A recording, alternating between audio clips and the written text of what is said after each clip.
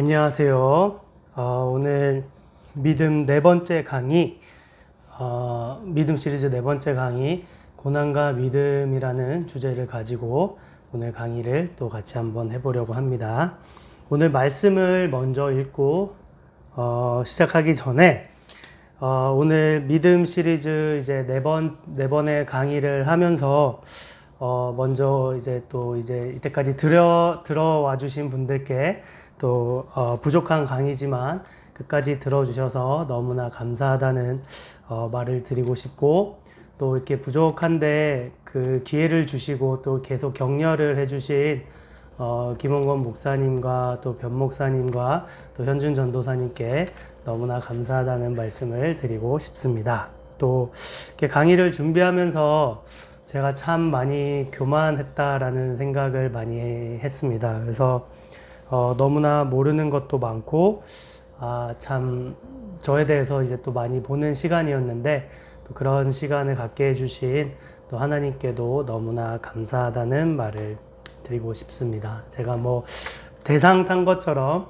뭔가 수상소감을 말하는데 꼭 그냥 정말 감사하다는 마음을 먼저 말하고 싶었습니다. 그래서 오늘 네 번째 강의 같이 시작하도록 하겠습니다. 말씀 먼저 우리 읽고 시작할게요. 히브리서 11장 32절부터 40절 말씀입니다. 내가 무슨 말을 더하리요? 기드온, 바락, 삼손, 입다, 다윗과 사무엘 및 선지자들의 일을 말하려면 내게 시간이 부족하리로다. 저희가 믿음으로 나라들을 이기기도 하며 의를 행하기도 하며 약속을 받기도 하며 사자들의 입을 막기도 하며 불의 세력을 멸하기도 하며 칼날을 피하기도 하며 연약한 가운데서 강하게 되기도 하며 전쟁에 용맹되어 이방 사람들의 진을 물리치기도 하며 여자들은 자기의 죽은 자를 부활로 받기도 하며 또 어떤 이들은 더 좋은 부활을 얻고자 하여 악형을 받되 구차히 면하지 아니하였으며 또 어떤 이들은 희롱과 채찍질 뿐 아니라 결박과 옥에 갇히는 시험도 받았으며 돌로 치는 것과 톱으로 켜는 것과 시험과 칼에 죽는 것을 당하고 양과 염소의 가죽을 입고 유리하여 궁핍과 환난과 확대를 받았으니 이런 사람은 세상이 감당치 못하도다. 저희가 광야와 산중과 암혈과 토굴에 유리하였느니라. 이 사람들이 다 믿음으로 말미암아 증거를 받았으나 약속을 받지 못하였으니 이는 하나님이 우리를 위하여 더 좋은 것을 예비하셨은즉 우리가 아니면 저희로 온전함을 이루지 못하게 하려 하심이니라. 네, 그래서 이 말씀을 가지고 강의를 하기 원합니다. 그래서 제가 이 그리스도인이 되면서 받은 축복들이 참 많이 있습니다. 그 가운데 정말로 많은 사랑을 받고 또 많은 은혜를 받아서 이 그리스도인이 되었다라는 것이 참 행복하게 여겨질 때가 많은 것 같습니다. 근데 그와 반대로 이 그리스도인이 되었기 때문에 또 괴로워지고 힘들어지는 또 문제들이 있는 것 같습니다. 바로 이 죄의 문제와 이 고난의 문제입니다. 첫 번째 질문은 왜 그리스도인이 되었는데도 나는 여전히 죄를 짓고 있는가라는 질문들 꼭 한 번씩 해보셨을 거예요. 이것에 저도 꽤 정말 많은 질문을 했는데 이것과 함께 두 번째는 왜 하나님은 전지전능하신데 그리고 나를 사랑하시고 선하신데 내 삶에는 이런 고난들이 있는가입니다. 오늘은 특별히 이 두 번째 문제에 대해서 이 고난에 대해서 같이 한번 나누고자 이 강의를 준비했습니다.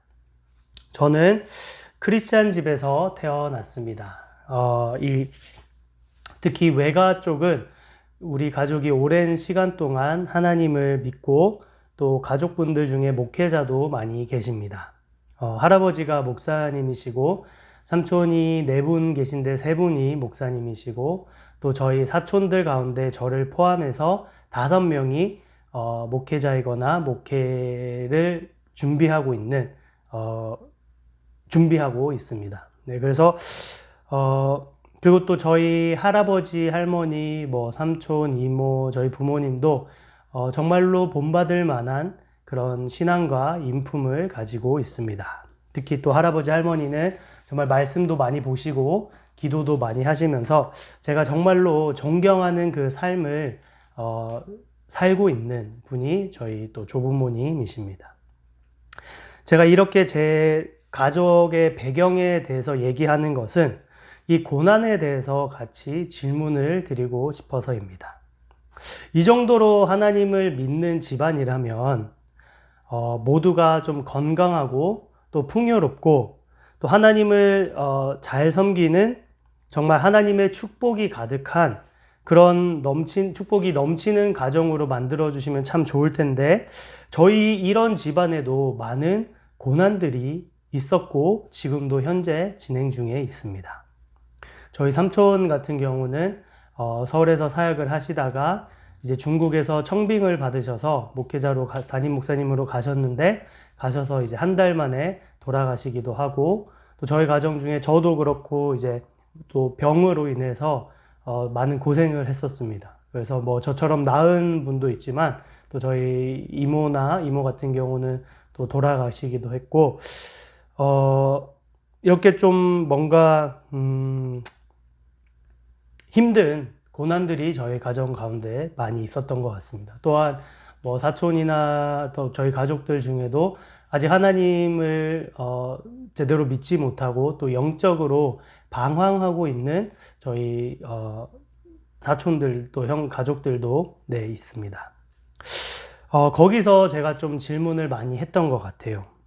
물론 저희 가족이 완벽하다라는 것은 아닙니다. 저희도 물론 하나님이 보시기에 많은 죄를 짓고 있는 것은 사실이지만 그래도 세상 사람들에 비해서 또 심지어는 다른 크리스찬들에 비해서 그래도 신앙적으로 살려고 발버둥 치고 애쓰고 있는데 왜 우리 가족에게도 이런 일이 일어날까?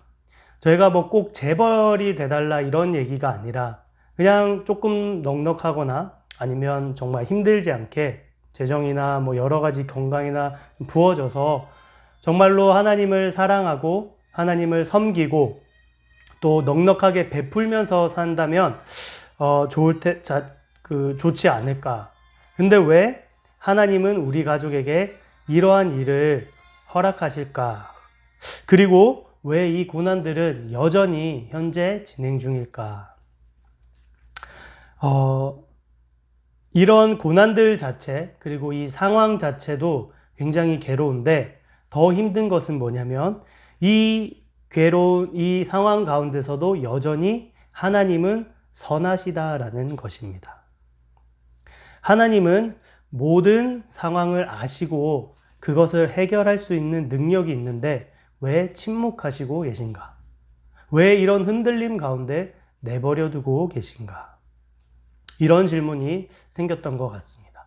이 강의를 들으시는 여러분들도 분명히 한 번쯤은 이런 질문을 해보았을 거라 생각합니다. 우리의 삶만 돌아보더라도 우리가 정말로 삶을 정말로 개차반처럼 살아서 내 죄가 너무나 많아서 내가 이런 고난을 받는 것이면 이해를 하겠는데 이제 우리가 돌이켜서 그 회개의 삶을 살고 있고 하나님을 열심히 섬기고 있고 정말 우리 삶에서 많은 것들을 하나님께 드리고 있는데도 또 기도도 하고 말씀 묵상도 하는데 왜 우리 삶에는 여전히 고난이 일어날까?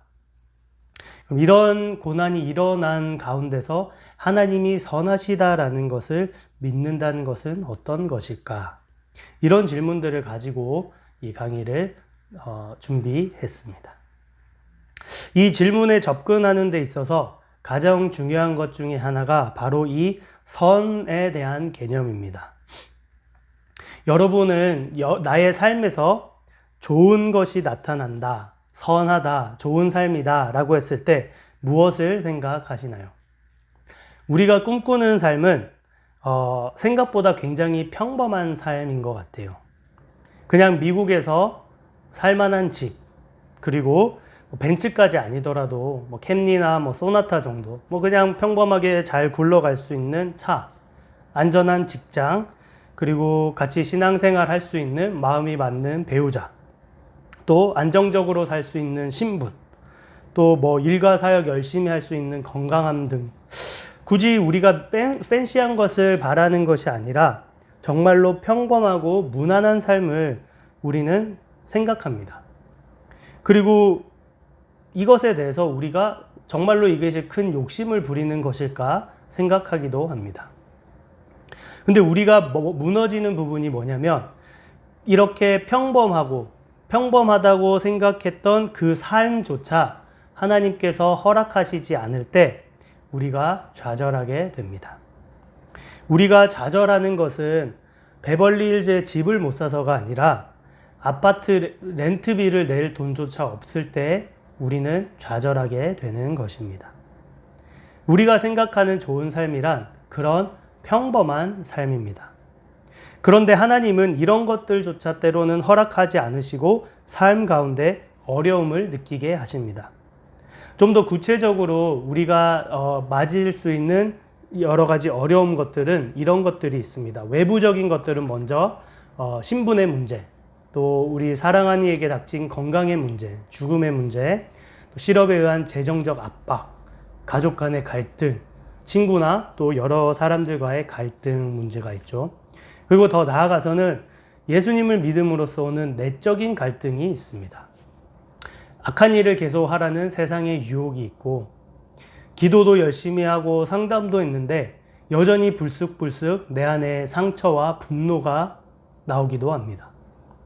하나님의 임재를 위해서 간절히 기도했는데 하나님의 임재가 느껴지지 않고 혼자 있었던 것 같은 느낌을 받았던 적도 있을 것입니다. 그리고 하나님 분명히 함께 하시는데 왜 이 견딜 수 없는 외로움이 있을까? 또 이 중대한 결정 앞에서 하나님이 명확하게 얘기해 주시면 좋은데 하나님의 음성이 들리지 않을 때 등등 우리가 이렇게 살아가면서 외적으로 또 내적으로 우리가 이해할 수 없는 그런 고난을 맞이합니다. 이 고난 앞에서 우리는 세 가지 반응을 합니다. 첫 번째는 거부하고 달아나게 됩니다. 이 요나가 대표적인 예라고 볼 수가 있는데요. 이 요나 선지자는 하나님의 마음을 이해할 수가 없었습니다. 이 이스라엘이라는 나라는 하나님이 자녀로 삼으시고 하나님이 보호하시는 나라입니다. 이 나라가 바로 성장하기 위해서 그때 당시 가장 큰 걸림돌이 바로 아수르였습니다. 아수르가 점점 강해지고 군사력이 강해지면서 이스라엘을 괴롭히기 시작했고 결국 이 아수르가 이스라엘을 쳐들어올 것은 너무나 자명했기 때문에 요나의 입장에서는 이 아수르가 망하는 것이 아수르가 멸망한 것이 이스라엘의 안전과 보호를 위해서 당연한 조치였습니다. 그런데 오히려 하나님은 이 아수르의 수도인 니느웨로 가서 하나님의 말씀을 전하라고 합니다. 요나의 깊은 마음에서 분노가 일어났죠. 그리고 우리가 잘 아는 것처럼 돌이켜서 거부하고 하나님의 말씀을 거부하고 떠나갔습니다. 하나님으로부터 떠난 것입니다. 두 번째 우리가 이 고난에 반응하는 모습은 왜곡하고 부정하는 것입니다. 이 고난은 잘못된 것이야. 하나님이 이런 것들을 허락하실 리가 없어 하면서 고난 자체를 부정하고 다른 방향으로 그것을 이겨내려고 합니다. 이것이 꼭 나의 부족한 것인 것 마냥 자신을 혹사시키면서 일을 더하기도 하고 사역을 더하기도 하고 정말 자기의 부족함을 내세워서 자기를 더 몰아붙이는 거죠. 더 열심히 기도하고 더 열심히 말씀을 보는 듯 열심으로 즉 율법으로 이 고난을 이겨내려고 하는 태도입니다. 그러면 이 겉모습은 하나님을 더 사랑하고 섬기는 것처럼 보이지만 이 고난을 이겨낸 것처럼 보이지만 여전히 마음속에는 하나님을 향한 이 의구심이 남아있는 것입니다. 왜냐하면 그것에 대한 해결은 되지 않았기 때문이죠. 세 번째는 이 고난을 담담히 맞이하고 그 두려움을 가진 채 하나님을 신뢰하며 나아가는 것입니다. 이사야서 55장 8절 9절 말씀입니다. 여호와의 말씀에 내 생각은 너희 생각과 다르며 내 길은 너희 길과 달라서 하늘이 땅보다 높음같이 내 길은 너희 길보다 높으며 내 생각은 너희 생각보다 높으니라. 고난을 맞이하고 하나님을 신뢰하며 나아가기 위해서는 위에 우리 말씀처럼 하나님과 우리의 차이를 먼저 인정해야 합니다. 내가 생각하는 선과 하나님이 생각하는 선이 다르다라는 것을 인정하는 것입니다. 이 차이를 모를 때 우리는 고난이 굉장히 큰 아픔과 의심으로 다가옵니다. 하나님을 의심하게 되고 하나님이 나를 버리신 건 아닌지, 하나님이 정말 선하신 건지 우리는 마음으로부터 하나님을 의심하게 됩니다. 그리고 우리는 왜 이 고난이 생기는지에 대해서 이해하고 싶어 합니다. 그런데 또 하나님은 그것에서조차 침묵하실 때가 있습니다. 차라리 이유라도 말씀해 주시면 우리가 견딜 수 있을 텐데 하나님은 그것조차 허락하시지 않을 때가 있습니다. 바로 이 욥에게 일어났던 일입니다. 욥은 정말로 많은 사람들이 그냥 보기에도 당대의 의인이라고 얘기하고 있습니다. 정말로 하나님을 사랑하고 하나님 앞에 거룩하게 살려고 살았던 욥의 모습을 성경은 기록하고 있습니다. 그런데 갑자기 고난이 찾아옵니다. 재산이 날아가고 자녀들은 다 죽고 욥은 병에 걸리게 되고요. 와이프까지 떠나게 됩니다. 욥은 이 상황을 받아들이지 못하는 것을 볼 수가 있습니다. 그리고 하나님께 가르쳐 달라고 이야기하는 것을 우리는 욥기서를 통해서 볼 수 있습니다. 그리고 욥기서가 막 진행이 친구들과 대화를 하면서 38장부터 하나님이 드디어 응답하시기 시작합니다. 근데 하나님은 이것에 대해서 설명하지 않고 38장, 39장, 40장, 41장 무려 4개의 장에 걸쳐서 욥에게 계속 질문을 하십니다. 네가 이것을 아느냐? 네가 이것을 아느냐? 하면서 계속 우리가 알 수 없는 질문들을 하시는 것을 볼 수가 있습니다. 예를 한번 들어보겠습니다. 이 실증주의라는 철학 용어가 있습니다. 영어로는 파지티비즘이라는 말인데요. 이것은 프랑스 철학자 오기스트 콩트에 의해서 처음 사용되었습니다. 이것은 뭐냐면 과학이 신학적, 형이사학적, 실증적이라는 영속적인 3단계를 통해서 역사적으로 진행되어 왔다. 이것이 바로 실증주의입니다. 어렵죠? 네.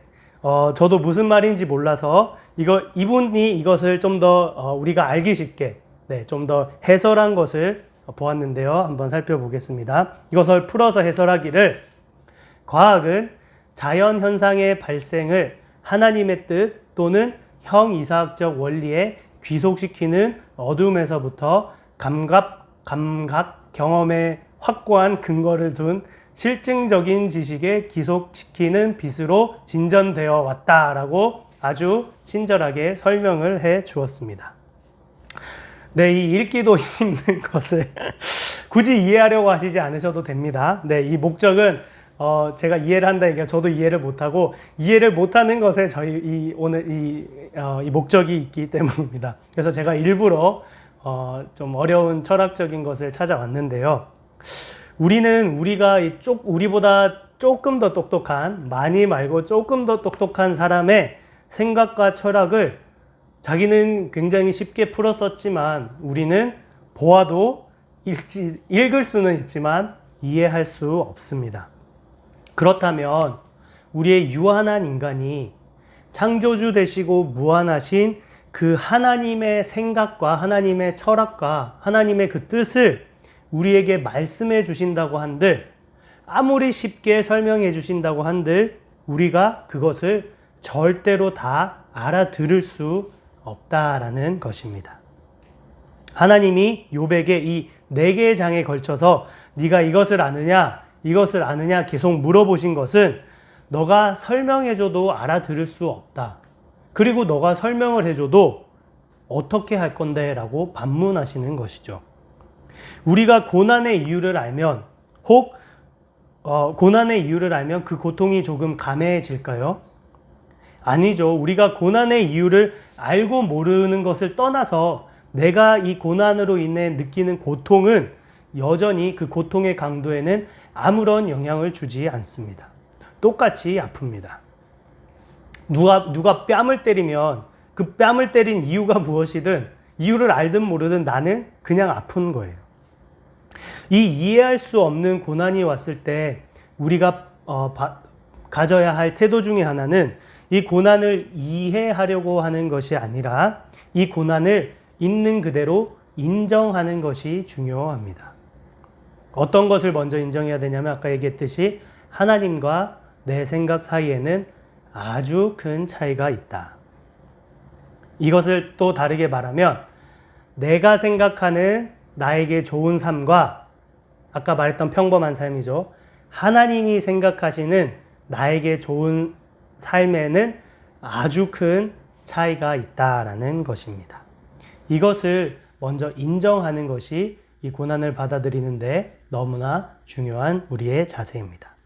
이것이 인정되지 않으면 고난을 받아들이기가 힘들죠. 왜냐하면 하나님을 의심하게 되고 하나님을 의심하게 되기 때문입니다. 그러면 여기서 우리가 해야 될 질문은 하나님이 생각하시는 나에게 좋은 삶이란 무엇일까요? 내가 어떻게 살아가는 것이 하나님이 보시기에 좋은 삶일까요? 하나님은 선하신 분입니다. 아멘. 그리고 우리에게 가장 좋은 것으로 주십니다. 아멘. 그렇다면 이 하나님의 생각은, 하나님이 생각하시는 삶은 어떤 것일까요? 일단 예레미야서 29장 11절을 보면 너 여호와가 말하노라 너희를 향한 나의 생각은 내가 아나니 재앙이 아니라 곧 평안이요 너희 장래에 소망을 주려 하는 생각이라. 하나님의 생각은 재앙이 아니라 우리에게 평안과 우리 장래에 소망을 주려 하는 것입니다. 이것이 바로 하나님의 선한 의도입니다. 그러면 하나님이 이 선한 의도로 생각하시는 우리에게 좋은 삶이란 무엇일까요?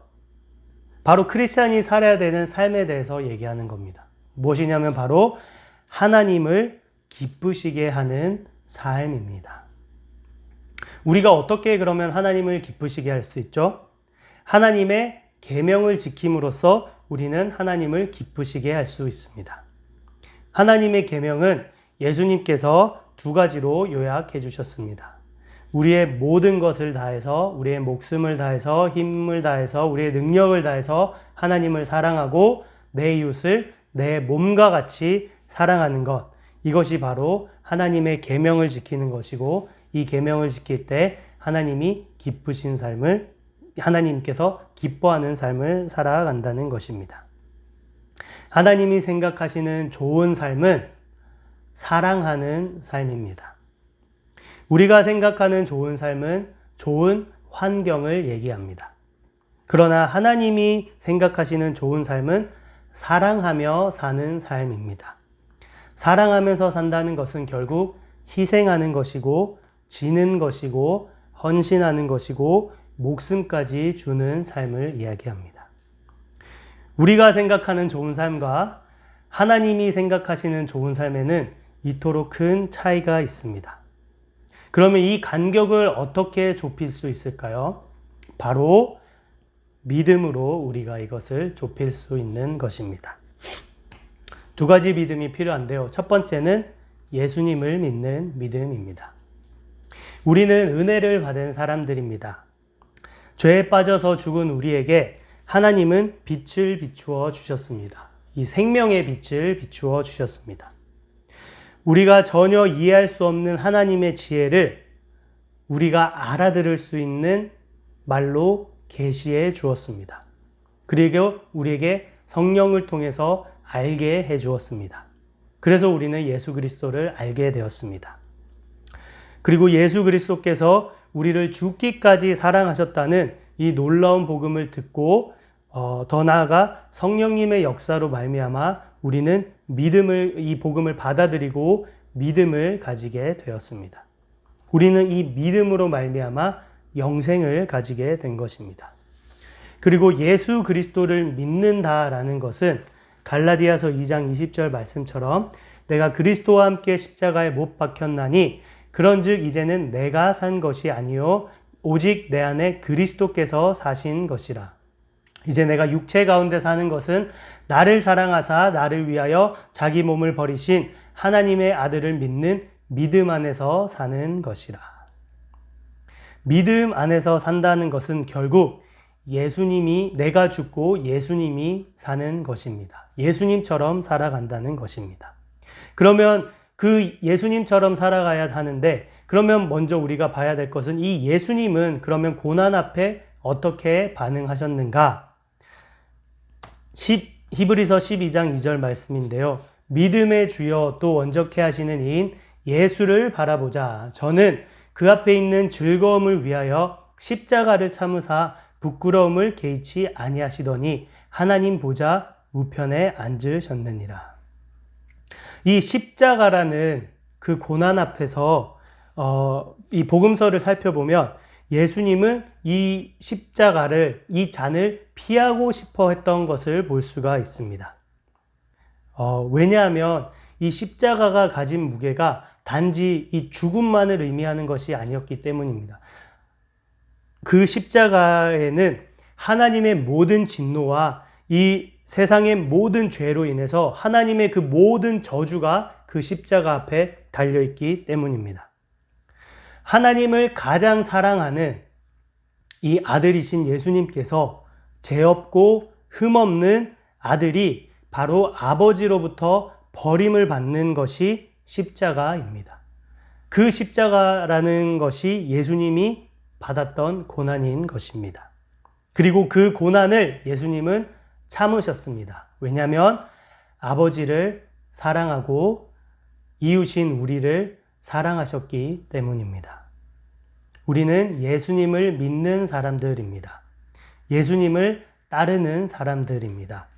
먼저 이 한 가지 사실로도 우리는 고난을 견디고 하나님을 따라가는 것이 예수님을 믿는 사람들의 삶의 모습입니다. 두 번째로 이 환난을 견디기 위해서는 환난의 때에 두 번째로 우리는 견디는 믿음이 필요합니다.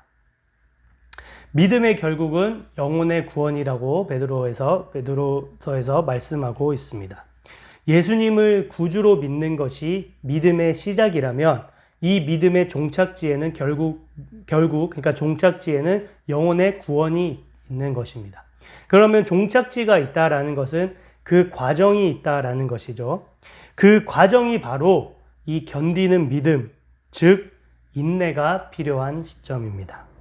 계시록 14장 12절에서는 이렇게 말씀하고 있습니다. 성도들의 인내가 여기 있나니 저희는 하나님의 계명과 예수 믿음을 지키는 자니라. 또한 로마서 5장은 이렇게 말씀하고 있습니다. 그러므로 1절 우리가 그러므로 우리가 믿음으로 의롭다 하심을 얻었은즉 우리 주 예수 그리스도로 말미암아 하나님으로 더불어 화평을 누리자. 또한 그로 말미암아 우리가 믿음으로 서 있는 이 은혜에 들어감을 얻었으며 하나님의 영광을 바라보고 즐거워하느니라.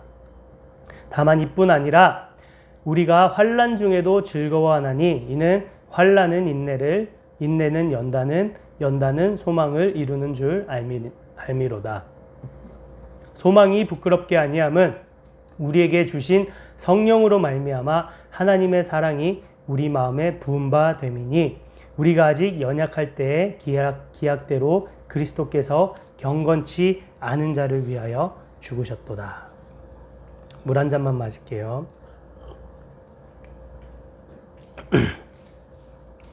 이 고난, 여기서 이 말씀은 환난은 결국 소망으로 우리를 이끈다고 했습니다. 그래서 환난은 인내를, 인내는 연단은 소망으로 우리를 이끌어 가십니다. 그리고 아까 우리가 예레미야 29장 11절 말씀에 나 여호와가 말하노라 너희를 향한 나의 생각은 내가 하나니 재앙이 아니라 곧 평안이요 너희 장래에 소망을 주려 하는 생각이라. 이 소망이 무엇일까요? 바로 우리의 소망은 세상 모든 민족이 예수 그리스도를 주라 시인하는 것입니다. 세상 모든 민족이 예수님 앞에 무릎을 꿇고 예수님이 왕이심을 선포하는 것입니다. 이것이 우리의 소망입니다.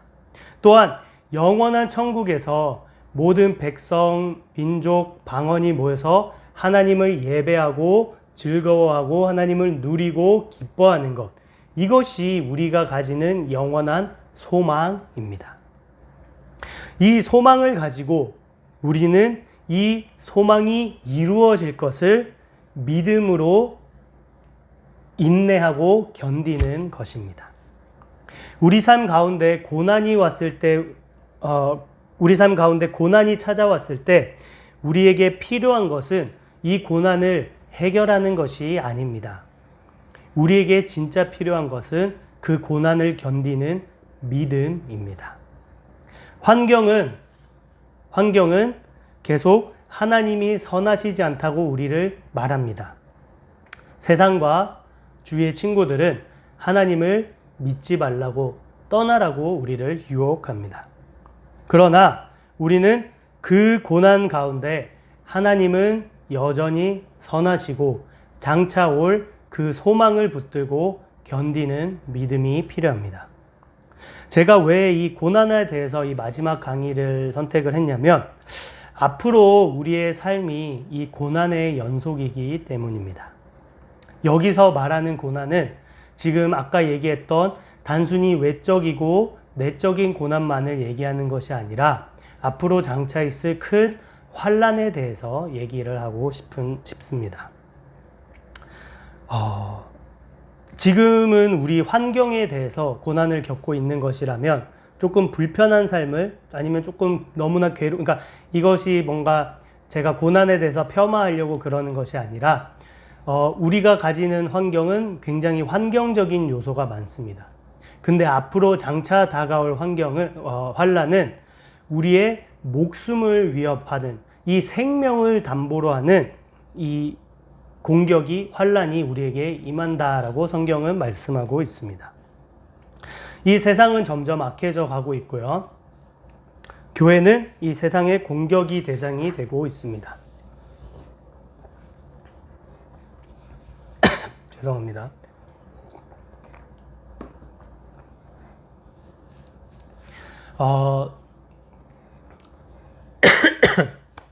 아는 이제 동생 중에서 버클리에 다니는 친구가 있습니다. 여러분도 아시는 친구도 아실 수도 있는데, 이제 그 친구랑 예전에 얘기를 하면서 한 3년 전에 버클리를 다녔어요. 근데 그 친구가 이쪽에서 살다가, 죄송합니다. 이쪽에서 살다가 버클리를 갔는데 굉장히 충격을 받은 거예요. 여기는 예수님을 믿는 것에 전혀 부족함이 없잖아요. 예수님을 믿는 게 너무나 좋고 행복하고 또 많은 사람들이 예수님을 믿고 있습니다. 그렇게 이제 평생을 살다가 대학교가 이제 버클리로 돼서 버클리로 갔는데 버클리에서는 예수님을 믿는다는 것이 굉장히 고지식하고 편협하게 되고 대하는 것이었습니다. 그래서 굉장히 크리스찬이 마이너리티가 된대요. 그래서 자기가 예수님을 믿는다는 것을 숨기는 친구들도 너무나 많고, 예수님을 믿어도 굉장히 그 진보적인 자유주의적인 것이 많아서 자기 마음대로 신앙을 막 발전시키는 사람들도 많다고 들었습니다. 그래서 굉장히 그 당하는 이 취급받는 게 너무나 당황스럽고 힘들었다라고 얘기를 들었습니다. 근데 문제가 뭐냐면 결국 이 버클리뿐만 아니라 많은 지금 주류 대학의 사람들이 그런 생각을 가지고 있다라는 것입니다. 그리고 시간이 지나면 그 사람들이 더 이 미국의 리더들이 될 것이고, 그런 사람들이 하는 정책과 방향은 결국에는 이 교회에 대한 핍박으로 이어질 것입니다. 지금도 사회가 굉장히 많이 변하고 있죠. 교회에 대해서, 예배에 대해서 점점 공격하고 있는 것을 볼 수가 있습니다. 그러면 10년 뒤, 20년 뒤에는 이것이 얼마나 더 어려워질지 우리는 참 예상하기가 어렵습니다. 그리고 계시록은 분명히 성도의 환난에 대해서 이야기하고 있습니다. 근데 이것은 우리만 당한 환난이 아닙니다. 앞서 말씀드렸듯이 예수님께서 먼저 그 환난을 이기셨고 우리의 믿음의 선배들도 이 환난을 이겼습니다. 우리 아까 읽었는데 히브리서 11장 36절 또 어떤 이들은 희롱과 채찍질 뿐 아니라 결박과 옥에 갇히는 시험도 받았으며 돌로 치는 것과 톱으로 켜는 것과 시험과 칼에 죽는 것을 당하고 양과 염소의 가죽을 입고 유리하여 궁핍과 환난과 학대를 받았으니 믿음을 지키기 위해서 수많은 수치와 고난들을 우리 믿음의 선배들은 견디었습니다. 우리 한국 교회의 역사만 해도 일제시대 때 97%의 교회가 무너지고 신사참배를 했지만 정말로 그 3%의 믿음을 지킨 우리의 믿음의 선배들이 있었기 때문에 우리 한국 교회가 지금 이만큼 부흥하고 저와 여러분들이 하나님을 믿을 수 있었던 것입니다. 그때 받았던 고난은 너무나 말로 표현할 수가 없는 고난들이었습니다. 신사 참배 그 우상 앞에 사람을 묶어두고 뒤에서 미는 거예요. 밀면 넘어지지 않으려고 당연히 무릎을 꿇겠죠. 그래서 어떤 분들은 밀면 무릎을 굽히지 않은 채 그냥 머리로 앞을 박았습니다. 그리고 이렇게 세우면 또 무릎을 꿇잖아요. 무릎을 계속 세우고 또 세우면 그대로 넘어가는. 그래서 머리가 깨지고 이렇게 믿음을 지켰던 분들 계시고 또 눈앞에서 와이프를 데려다가 몹쓸 짓을 하면서 네가 하나님을 부인하고 우상을 섬기면 너 놔주겠다, 너희 가족 놔주겠다 하는데도 그럼에도 불구하고 믿음을 지켰습니다. 또한 아이들 앞에를 죽이기도 하였고요. 정말 많은 방법을 동원해서 가족과 많은 것을 동원해서 이 믿음을 지키지 못하게 환난을 많이 주었습니다. 그런데 우리 그 주기철 목사님 사모님의 유명한 말씀이 있죠. 감옥에 있는 주기철 목사님에게 말했습니다. 당신은 이곳에서 걸어서 나오지 말라고, 죽어서 나오라고 감옥에 갇힌 주기철 목사님에게 얘기를 하는 믿음의 모습을 볼 수가 있었습니다. 그런 목사님뿐만 아니라 사모님과 많은 자녀들까지도 그 믿음을 지키기 위해서 이 환난과 고난을 겪었던 것입니다. 뿐만 아니라 우리 로마 시대에는 네로 황제 시대 때 이 죽이기 합니다. 막 크리스찬들을 계속 죽이죠. 죽이면서 이들이 그 박해를 떠나서 지하 동굴로 갑니다. 카타콤으로 이제 들어가죠. 전에 우리 현준 전도사님께서 설교하실 때 얘기해 주셨는데 거기서 이 크리스찬들이 몇 년을 지내냐면 200년 이상을 그 카타콤에서 지냅니다. 그러니까 그 말은 어떤 사람들은 예수님을 믿는 것 때문에 그 지하에서 자라나서 평생을 해도 보지 못하고 그 지하에서 결혼하고 죽고 또 자녀를 낳고 이렇게 살아왔던 것이죠. 그것이 우리가 지금 믿을 수 있었던 고난입니다.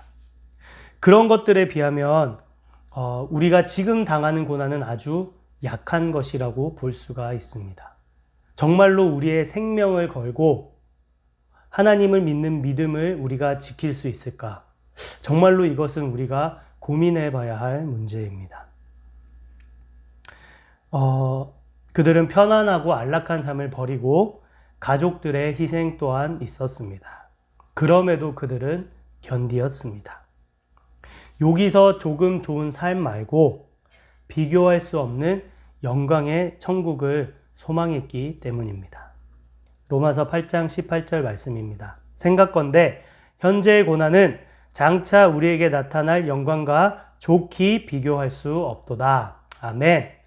우리가 고난을 견딜 수 있는, 이해할 수 없는 고난을 견딜 수 있는 것은 장차 우리에게 나타날 이 영광, 즉 이 소망을 우리가 가지고 있을 때 지금의 고난, 현재의 고난, 그리고 앞으로 올 환난을 견딜 수 있다라고 성경은 우리에게 말씀해 주고 있습니다.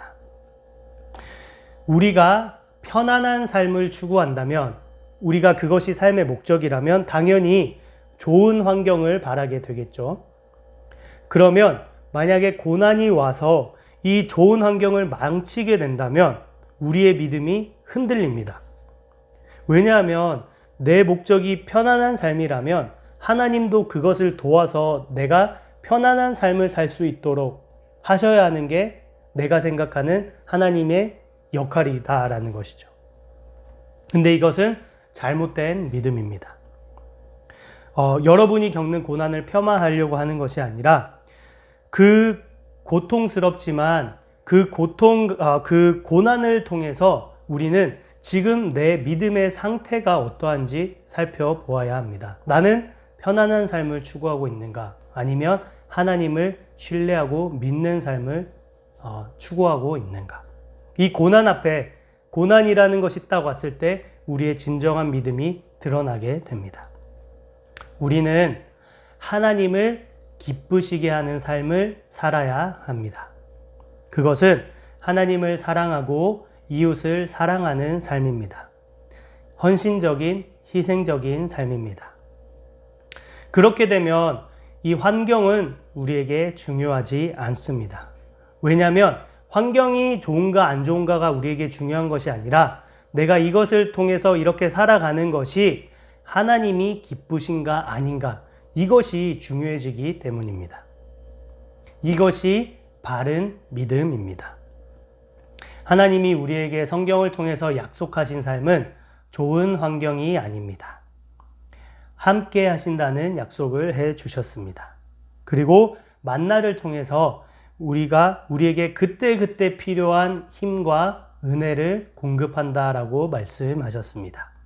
그리고 그날에, 언젠가 올 그날에 예수 그리스도가 영광 가운데 오셔서 우리를 위로해 주시고 천국에서 정말 고통과 눈물이 없는 그곳에서 우리와 함께 영원히 왕노릇하며 하나님을 기뻐하고 즐거워하며 산다라는 것을 약속하고 있습니다.